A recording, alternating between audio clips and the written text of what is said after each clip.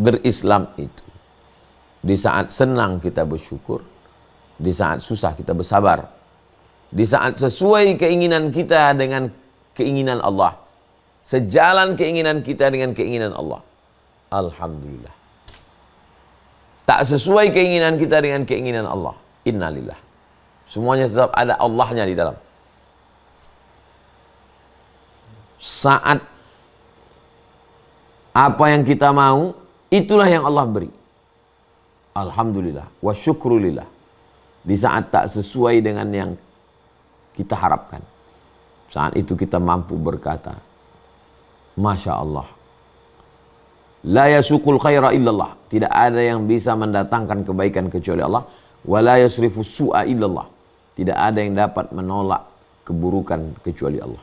Wa nafi'u, dialah yang datangkan manfaat. Wa dharru, dia pula yang menolak mudarat. Assalamualaikum warahmatullahi wabarakatuh. Saya berada di asrama Ma'had Az-Zahra, 4 lantai 36 kamar. Ada tak ada kita, asrama ini tetap jadi, anak-anak tetap menghafal Quran di sini, tetap jadi orang, tetap menjadikan amal jariah mengalir.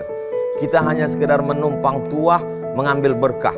Mari kita selesaikan bangunan ini melalui transfer ke BSI nomor rekening 767 7777227 atas nama Pendidikan Hajah Rohana, almarhumah mak saya. Nomor admin jangan lupa kontak ke nomor 0811 6650 026. Berkah selalu. Assalamualaikum warahmatullahi wabarakatuh.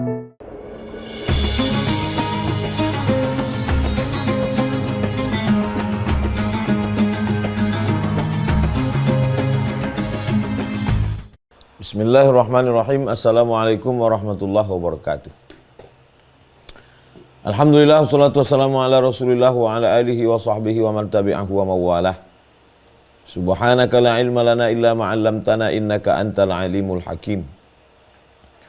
Rabbi syurah li sadri wa yassir li amri wa hlul uqdatan min lisani yafqahu qawli. Allahumma faqihna fid din wa 'allimna ta'wil warzuqna fahmal mursalin. Allahumma aftah lana futuhal arifin. Bapak, ibu, abang, kakak, adik yang ada di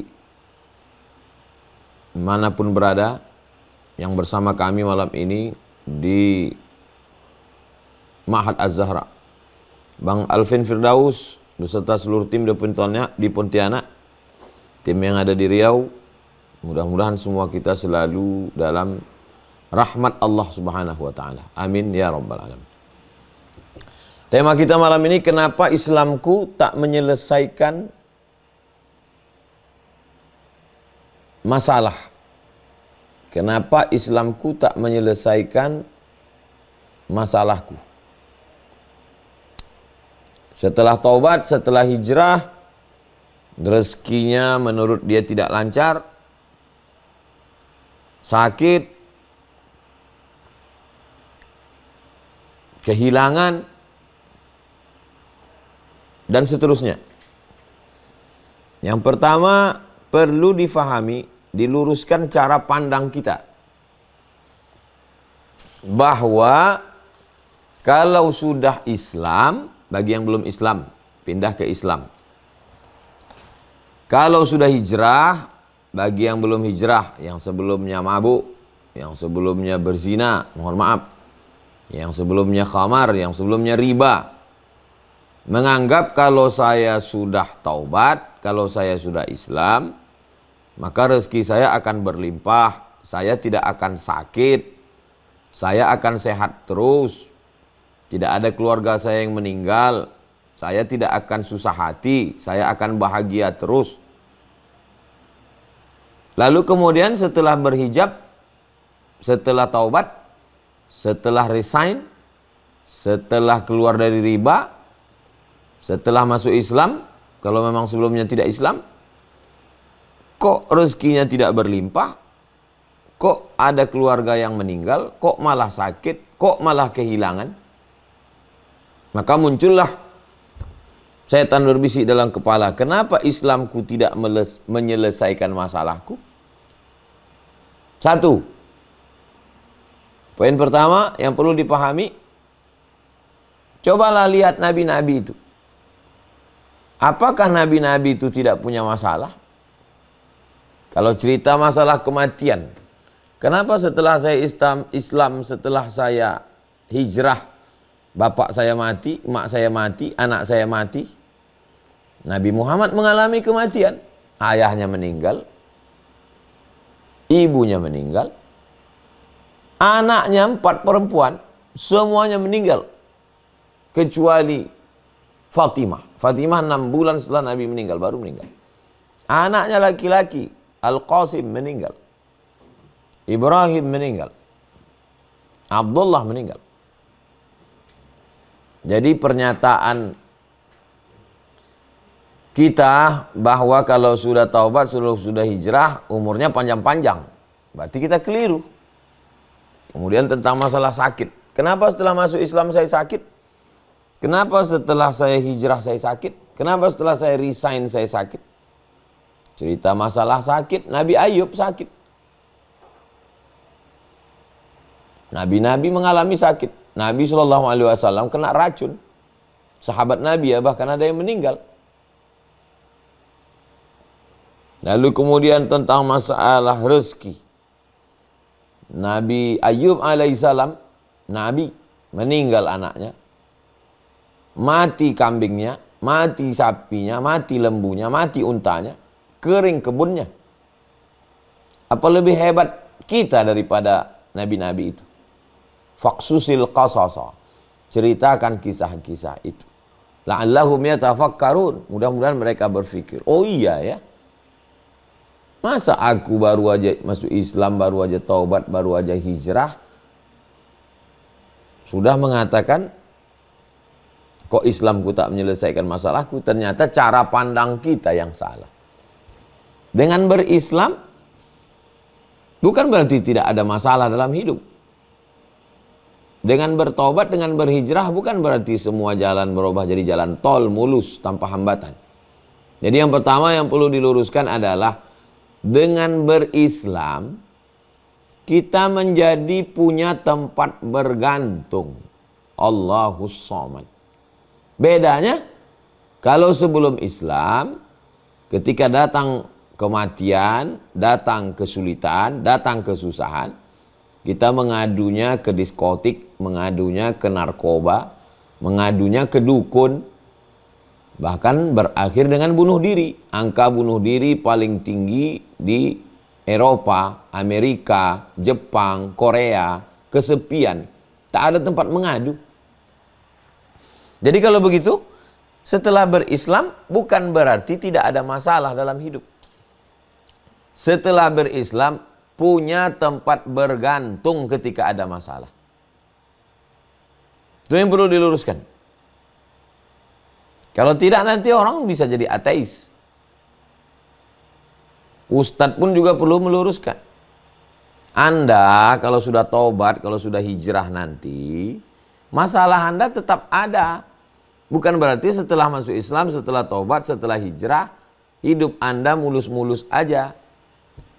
Saya sebagai ustadz, lalu saya bilang ke jamaah, Anda kalau masuk Islam, rezeki Anda lancar, tidak akan ada kematian, tidak akan ada sakit, semuanya baik-baik saja. Lalu kemudian orang yang tak Islam masuk Islam, yang belum taubat, taubat hijrah.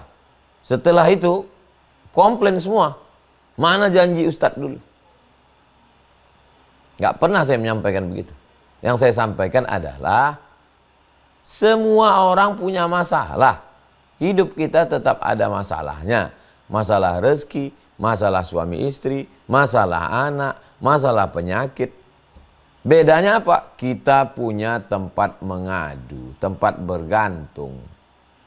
Tempat kita berkeluh kesah. Siapa? Allah Subhanahu wa ta'ala. Yang sebelum itu nggak ada. Sebelum itu kalau stres, kalau depresi, kemana dia mengadu? Ke penasehat spiritual, ke website ramalan, ke khamar, ke diskotik, ke night club. Tapi setelah berhijrah, kalau susah hatinya, dia ambil wudhu, dia sholat sunat, dia berzikir, dia berdoa. Ala bizikrillahi tatmainnul qulub. Dengan banyak berzikir maka hati akan menjadi tenang. Alam nashrah laka sadrak, apakah belum kami lapangkan dadamu? Berdoa kepada Allah, Rabbi syrah li sadri, lapangkanlah dadaku. Ini poin yang pertama. Mindset yang paling penting, meluruskan pikiran. Bahwa setelah aku masuk Islam, setelah aku bertaubat, setelah aku hijrah, setelah aku memperbaiki diri, ujian tetap datang. Sampai kapan ujian ini datang? Sampai kita mati dalam keadaan husnul khatimah. Nih, poin yang pertama. Poin yang kedua, bahwa kesulitan, kesakitan, kesempitan, kematian, kesulitan hidup, kesempitan rezeki, kesakitan rasa sakit, kematian, itu bagian dari ibadah. Ibadah itu. Kita selama ini menganggap ibadah itu sholat, sedekah, zakat, wakaf, infak, pergi haji dan umrah, jihad fisabilillah. Itu ibadah. Tapi jangan lupa, ibadah ada yang sifatnya mengeluarkan. Ada ibadah itu yang sifatnya menahan. Contoh yang mengeluarkan. Mengeluarkan uang, zakat, wakaf, infak, sedekah. Mengeluarkan suara, baca Quran, azan, talbiyah. Mengeluarkan tenaga, bangun masjid, tawaf, sa'i, jihad, mengeluarkan darah, mati syahid. Itu sifat ibadah yang mengeluarkan. Tapi ada ibadah yang menahan.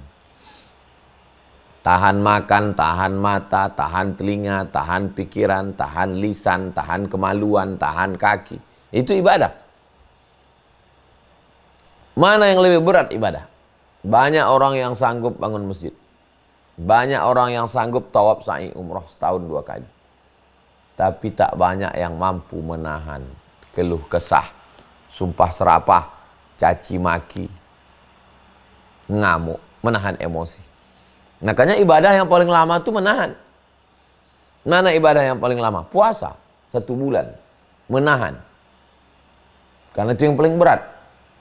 Orang yang menahan itu disebut dengan sabar. Menahan. Menahan kesakitan, menahan kematian, menahan kehilangan, menahan kehampaan. Itu juga adalah bagian dari ibadah. Bahkan ibadah yang paling tinggi. Makanya nabi-nabi, wali-wali Allah itu ujian ibadahnya yaitu. Jadi ketika kita bertaubat, ada seorang perempuan masuk Islam. Setelah masuk Islam apa yang terjadi? Suaminya meninggal. Dia dituduh korupsi. Masuk penjara lebih 10 tahun. Ayahnya merasa dipermalukan karena dianggap tidak berhasil mendidik anak di tengah agama mereka. Ibadah apa yang didapatkannya? Ibadah yang paling tinggi diperolehnya adalah ibadah menahan. Mampu dia menahan emosinya, mampu dia menahan dirinya, mampu dia menahan tangisnya, mampu menahan sumpah serapah. Pada akhirnya dia adalah pemenangnya. Kalau kita logika berpikirnya, kalau sudah masuk Islam enak-enak saja, berarti bertentangan semua dengan yang dia hadapi itu. Suaminya meninggal, mestinya suaminya sehat, panjang umur. Dituduh korupsi, mestinya hidupnya lancar-lancar. Masuk penjara, harga diri, malu. Kuat. Setelah keluar malah jadi motivator. Memberikan orang lain semangat. Itulah kualitas iman yang luar biasa. Sebutkan saya nabi-nabi yang hidupnya enak-enak aja. Sebutkanlah. Sebutkan ada satu contoh nabi yang hidupnya enak-enak aja. Menurut pikiran kita. Mana ada? Nabi Yunus alaihissalam ditelan ikan. Nabi Nuh alaihissalam banjir bandang. Nabi Musa alaihissalam melawan Fir'aun. Menyelamatkan Bani Israel. Bani Israel pun permintaannya minta ampun. Nabi Ibrahim alaihissalam menghadapi penyembah berhala, menghadapi menyembah bintang-bintang. Nabi Isa alaihissalam dituduh sebagai anak zina. mau disalib, Nabi Daud alaihissalam menghadapi raja yang zalim. Nabi Daud alaihissalam, Nabi Sulaiman alaihissalam. Nabi Sulaiman itu kan enak Pak Ustaz. Coba posisikan kita sebagai Nabi Sulaiman. Andai kitalah menjadi Nabi Sulaiman, apakah sanggup kita menghadapi ujian Nabi Sulaiman? Bagaimana ujian Nabi Sulaiman? Angin tunduk, jin ifrit tunduk, semut-semut, burung-burung tunduk. Apa tidak paling berat itu ujian? Banyak orang yang lulus ketika kehilangan, tapi ketika mendapat kekuasaan, jadi camat aja, jadi kades dapat 1 miliar 1 desa aja tangkap KPK. Apalagi kekuasaan Nabi Sulaiman alaihissalam. Menguasai alam jin, menguasai angin, menguasai alam binatang, menguasai alam manusia. Bayangkan tuh. Wabalawnahum bil hasanat. Kami uji mereka dengan hasanat, dengan yang enak-enak. Wasayyiat, dengan yang tidak enak. Yang enak dalam pandangan manusia. Jadi sebenarnya setelah kita Islam, setelah kita bertaubat, setelah kita hijrah, kita dihadapkan pada mengalahkan keinginan kita, mengikuti keinginan Allah Subhanahu wa taala. Keinginan kita panjang umur. Kata Allah, mati. Kita kalahkan keinginan kita, kita ikut keinginan Allah. Menurut keinginan kita adalah melimpah ruah. Kata Allah Subhanahu wa taala, kuuji engkau dengan kekurangan. Setelah kita berusaha, berikhtiar, tawakal, berdoa, serah sama Allah, ternyata yang terjadi adalah keinginan Allah, bukan keinginan kita. Islam artinya menyerahkan urusan kita kepada Allah. Setelah usaha dan ikhtiar. Ini. Kalau sebelum usaha dan ikhtiar udah nyerahkan pada Allah, itu namanya Jabariyah, sesat itu. Bukan ahlu sunnah. Sedangkan ahlu sunnah adalah mengikut kehendak Allah setelah usaha dan ikhtiar.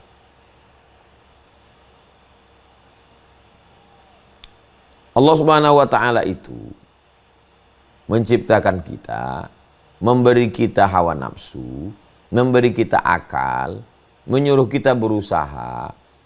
Pada ujungnya akhirnya dia ingin kita ikut kehendak dia, bukan kita memaksa dia untuk ikut kita. Yang terjadi sekarang apa orang manusia ini? Allah itu dipaksanya ikut dia. Dalam masalah rezeki, dalam masalah jodoh, dalam masalah anak, dalam masalah usaha, dalam masalah bisnis, dipaksanya Allah untuk ikut dia. Ketika keinginan dia sesuai dengan keinginan Allah, alhamdulillah. Ketika keinginan dia tidak sesuai dengan keinginan Allah, kok gini ya? Apa bedanya dengan orang kafir musyrik jahiliyah dulu?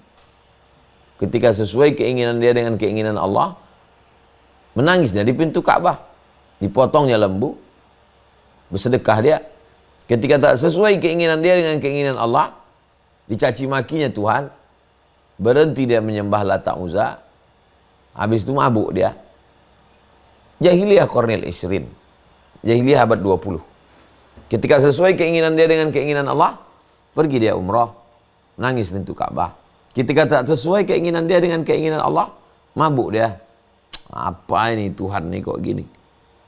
Mana nih janji Ustaz Somad kemarin? Katanya begini. Apalah beda kita dengan Abu Jahal dan Abu Lahab? Berislam itu, di saat senang kita bersyukur, di saat susah kita bersabar, di saat sesuai keinginan kita dengan keinginan Allah, sejalan keinginan kita dengan keinginan Allah, alhamdulillah. Tak sesuai keinginan kita dengan keinginan Allah, innalillah. Semuanya tetap ada Allahnya di dalam. Saat apa yang kita mau, itulah yang Allah beri. Alhamdulillah wa syukrulillah. Di saat tak sesuai dengan yang kita harapkan, saat itu kita mampu berkata, Masya Allah, la yasukul khaira illallah. Tidak ada yang bisa mendatangkan kebaikan kecuali Allah. Wa la yasrifu su'a illallah. Tidak ada yang dapat menolak keburukan kecuali Allah. Wa nafi'u, dialah yang datangkan manfaat. Wa dharru, dia pula yang menolak mudarat. Iyamsaskallahu bidurrin, kalau ada sesuatu yang tidak menyenangkan terjadi pada dirimu, iyamsaskallahu bidurrin fala kashifa lahu illahu, tidak ada yang bisa menyingkapkannya dari dirimu kecuali Allah.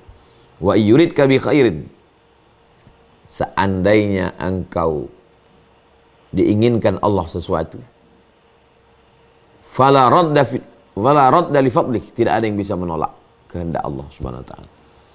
Puncak berislam adalah kal mayyit baina man yaghsiluhu, seperti mayat dimandikan orang hidup. Bagaimana mayat saat dimandikan orang hidup? Disiram air, tangannya dikirikan, dikanankan, digosok, dimasukkan kapas ke hidungnya,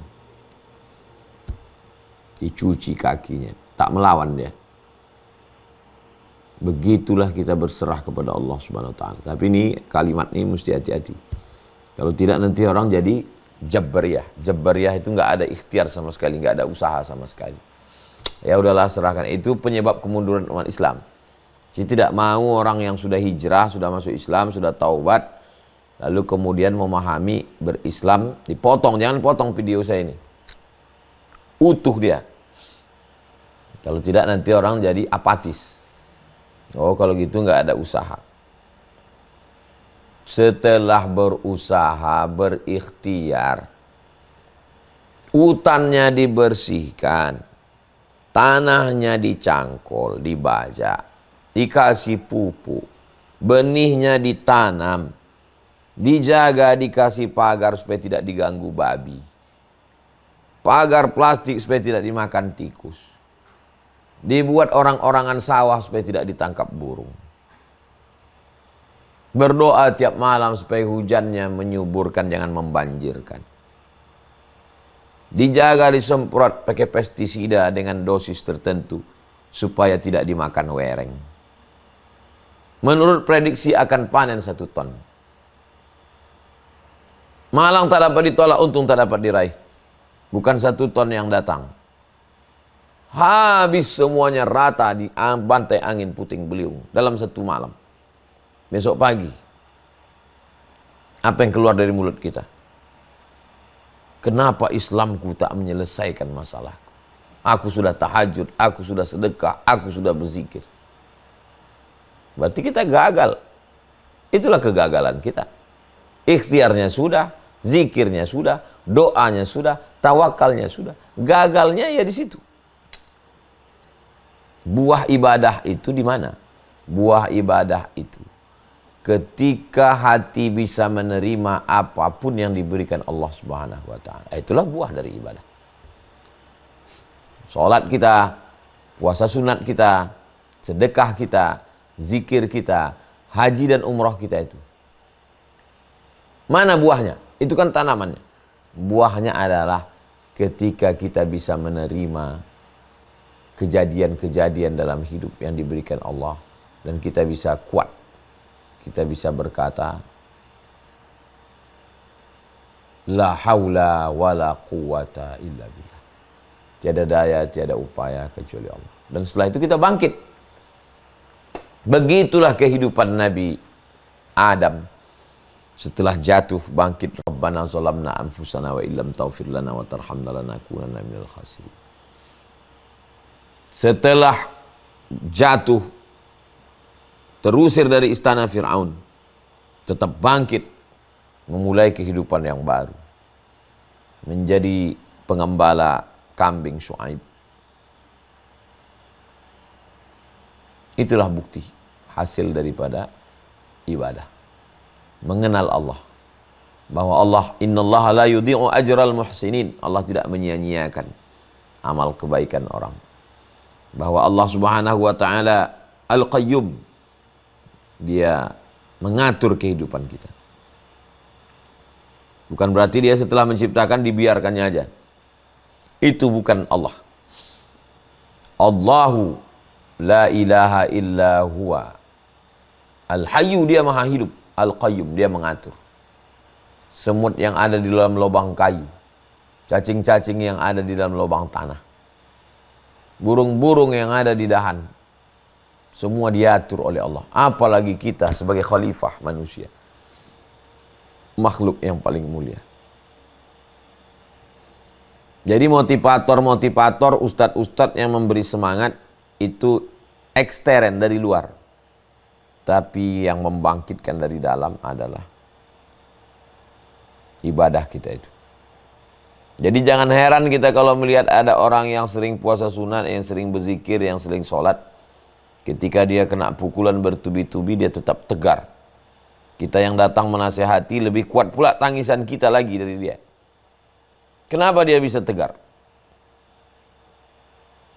Sesungguhnya dia sudah lama membangun benteng. Dia menggali tanahnya, dia membuat pondasinya, dia memasang batu batanya, dia mengecornya. Ketika air bah datang, dia sudah slow, dia sudah tegar, dia kuat. Kapan dia membangun kekuatan itu? Dalam akidah yang kuat, dalam ibadah yang kuat. Itulah kekuatan. Kekuatan untuk menerima apa yang datang dari Allah Subhanahu wa ta'ala. Kenapa ya Allah itu mesti menguji? Mesti ada sakit, mesti ada mati, mesti ada bangkrut, mesti ada susah. Disitulah kualitas manusia. Berapa banyak orang yang hidupnya sezaman dengan Buya Hamka di Indonesia ini? Tahun 1900-an.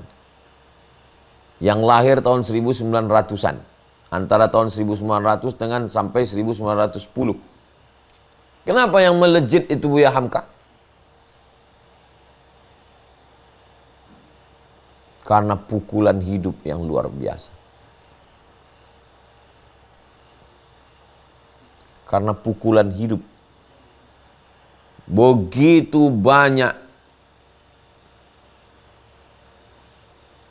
manusia. Kenapa orang ini yang diangkat Allah derajatnya? Karena pukulan hidupnya. Baca buku biografinya, tonton filmnya, baru kita tahu kualitasnya. Dari sekian banyak yang ada dalam tanah, kenapa ini yang muncul ke atas? Kenapa ini yang paling mahal? Intan, berlian. Kenapa ini yang paling mahal? Karena proses pembekuan yang sedemikian. Maka puncaknya dialah yang paling keras di antara batu-batu. Mengalahkan batu kecubung, mengalahkan batu rubi, mengalahkan batu blue safir, mengalahkan, maka dia delima, mengalahkan zamrud. Dia yang paling keras.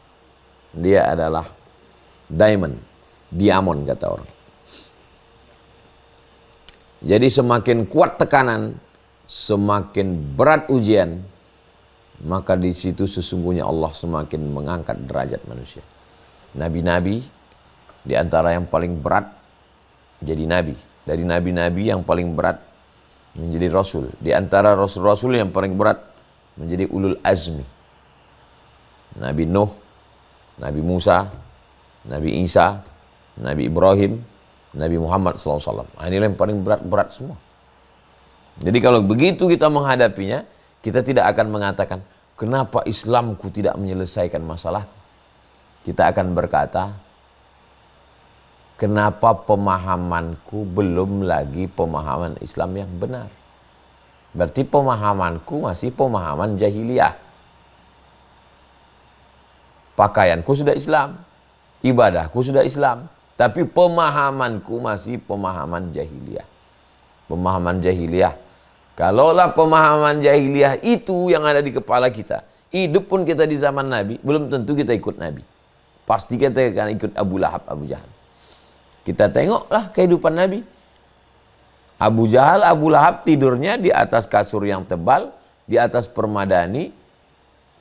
Nabi Muhammad SAW bangun tidur berbekas pundaknya dengan pelepah korma. Standar kita, orang sukses berhasil berarti Abu Jahal, Abu Lahab. Kalau gitu kita ikut Abu Jahal, Abu Lahab lah. Anda hidup pun kita di zaman Nabi Musa, kita akan ikut Fir'aun. Karena menurut standar kita, orang yang berhasil, punya kekuasaan, kaya raya, ditakuti orang. Fir'aun lah. Nabi Musa terusir dari istana, mengembala kambing. Pemahaman kita masih pemahaman jahiliyah. Gimana kita mau menyelamatkan diri? Maka sesungguhnya